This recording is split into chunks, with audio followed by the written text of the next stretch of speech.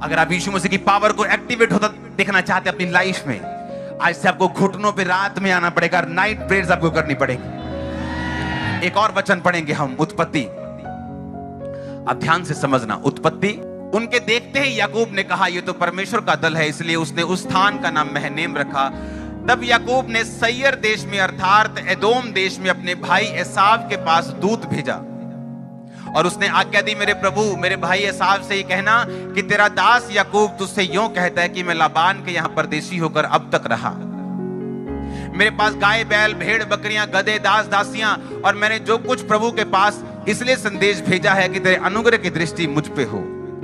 वो दूत याकूब के पास लौटकर कहने लगे, हम तेरे भाई एसाव के पास गए थे, वह तुझसे भेंट करने के लिए 400 पुरुष संग लिए चला आता है।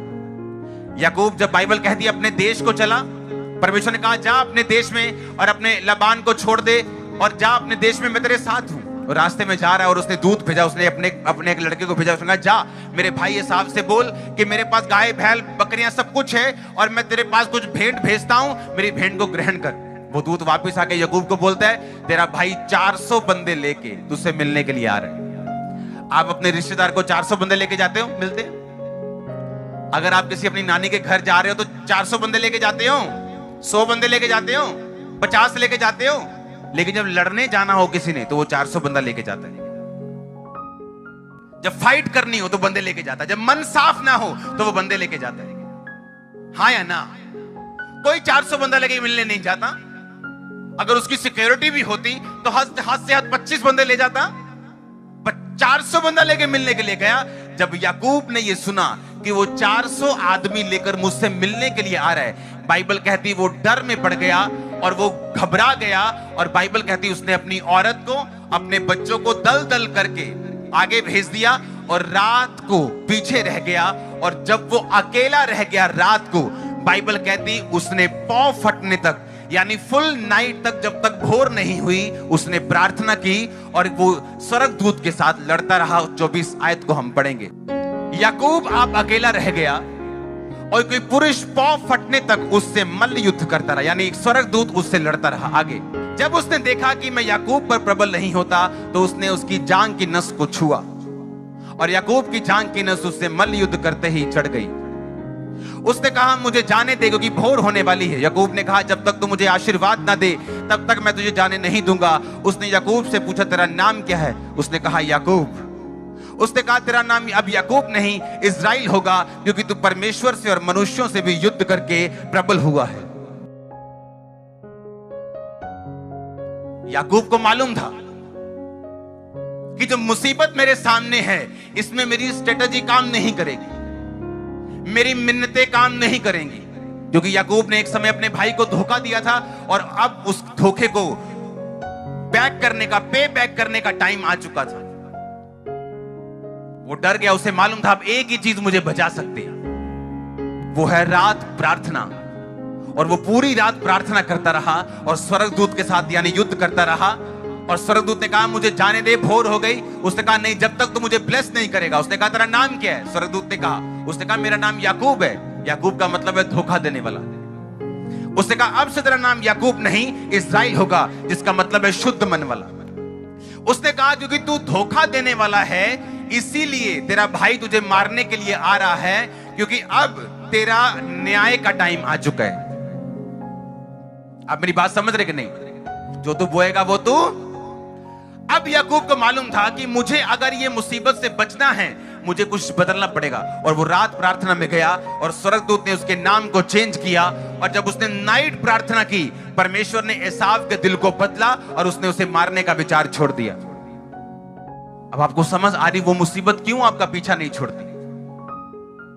अब आपको समझ आ रही कि वो खास एक तरह की मुसीबत जो बार बार जिससे आप फाइट कर रहे हैं वो क्यों आपको छोड़ के नहीं गई? वो डिले जो आप एक्सपीरियंस कर रहे हैं अपने फाइनेंस में, अपनी मैरिड लाइफ में, अपनी मैरिज होने में, वो देरी जो अपने कामों में आप महसूस कर रहे हैं, उसके पीछे अब क्या कारण आपको समझ आ रहा होगा। परमेश्वर ने ये नहीं देखा कि ये पौलुस और सिलास है या याकूब है। उसने कहा अगर तू मेरे वचनों के ऊपर चलेगा, रात के कहता एक एक पहर के पहले मैंने तेरे वचन के ऊपर क्या दिया? ध्यान दिया। इसका मतलब उसने बाइबल पढ़ी होगी, उसने प्रेयर की होगी, उसने परमेश्वर की ओर ध्यान लगाया होगा। आपकी बॉडी रात को रिपेयर करती है अपने आप को, पता है कि नहीं? जब आप सोते हैं तो आप फ्रेश उठते हैं। फ्रेश का क्या मतलब, क्या हो जाता है अंदर? क्योंकि सारा दिन आपके दिमाग में, आपके दिल में, आपके ब्लड में आप काम करते हैं, मशीनरी को चलाते हैं। और रात को जब आप सोते हैं, आपकी मशीनरी अपने आप को रिपेयर करती है। और जब सुबह आप उठते हैं, आप फ्रेश होते हैं। एक शरीर को मालूम है कि रात को मुझे अपने रिपेयर करनी है, अपना काम करना है। लेकिन आत्मिक लोगों को यह मालूम नहीं कि अगर शरीर अपना काम रात को करता है तो आत्मा भी अपना काम रात को करती है। लेकिन उसे मालूम नहीं, उसे सोना है 9 बजे, उठना है सुबह 8 बजे। आपने तो रिकॉर्ड तोड़ दिए हैं सोने के। रात को 10 से 12 बजे आप फेसबुक चला सकते हैं, रात को 10 से 12 आप कंप्यूटर चला सकते हैं, आप ब्लू फिल्में देख सकते हैं, लेकिन प्रेयर नहीं कर सकते। इसलिए हालत ऐसी हो चुकी है।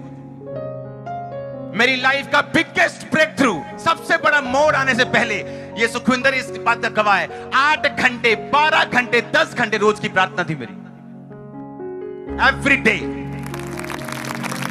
जब मैं प्रार्थना करने के लिए प्रेयर के रूम में घुसता था तो इनमें से कुछ लोग भाग जाते थे। उनको मालूम था फंस गए, अब ये 6 घंटे बंदा उठेगा नहीं तो मुझे काम पे निकलना है, मैं जा रहा हूं।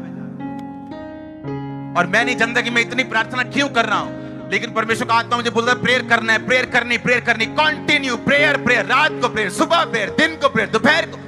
सुनो, मेरी वो कॉलिंग थी कि परमेश्वर ने बड़े काम के लिए मुझे तैयार करना था। उसने मेरी लाइफ में कुछ ऐसे ब्रेक थ्रू थे जो मेरी सिंपल प्रार्थना से मुझे नहीं मिल रहे थे, मेरी वेट के बावजूद नहीं मिल रहे थे, पवित्रताई के बावजूद नहीं मिल रहे थे। बाइबल कहती है यहोशू अपने लोगों के साथ गया, परमेश्वर ने कहा ये देश मैं तेरे अधिकार में देता हूं, जा लड़ और जीत। तो बाइबल कहती है जब वो लड़े तो लड़ाई से देश को शांति मिली।